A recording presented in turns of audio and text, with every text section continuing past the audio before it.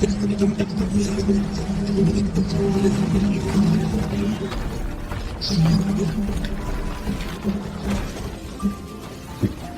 dog ran wildly, jumping over one crack after another, but the sled got stuck in the middle. Jungle Bug, the whole family runs.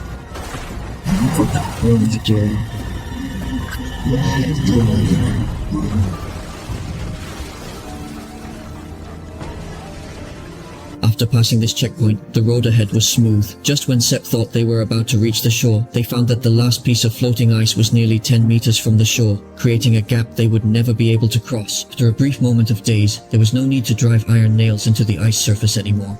Untying Togo's rope, he picked him up and threw him with all his might. After reaching the shore, Togo, dragging his injured body, forcefully pulled the ice surface over. To this ordeal, Togo reached the end of his life. After resting for a night at the next station, Sepp tried to put Togo on the sled before departing, but Togo refused repeatedly, jumping off the sled time and again, determined to stand at the front of the team. For him, it was the ultimate destination of a warrior.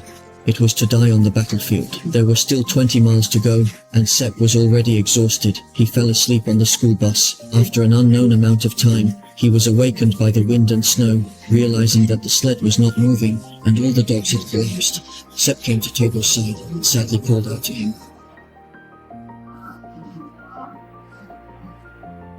But Togo was so exhausted that he could barely lift his eyelids. This time, it was really the end. Just then, a beam of light suddenly appeared behind them. It was another sled from the town coming to take over the relay, and they were successfully rescued. The snow blue continued to pass among the sled dogs, and the final baton was handed to Balto and Gunnar. After reaching the small town, the reporters who had been waiting for a long time rushed to capture headlines, wildly photographing the final sled team, turning Balto and Gunnar into the heroes of this relay race. Soon, their names spread throughout Central Park in New York City, and a statue was erected in their honor.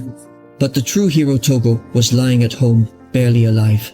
In this serum relay, a total of 20 sled teams participated. 19 teams averaged 50 kilometers, while only Togo's team ran 425 kilometers. Sepp did not regret his desperate effort to retrieve the serum to save the children. He only regretted bringing Togo along. I have run him to death.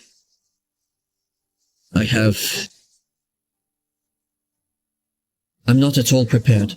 Togo's front legs were injured, and I stayed at home with him for a long time. That day, Sepp had to go out to work, leaving Togo at home, hoping he could rest well and enjoy his later years. But Togo, just like when he was young, always found a way to escape. In pursuit of Sepp, he dragged his injured leg and ran forward recklessly. Suddenly, his injured leg miraculously healed. Sepp heard a familiar sound, turned around, and for a moment, it seemed he saw Togo from 12 years ago. He used all 4 limbs, his gaze firm.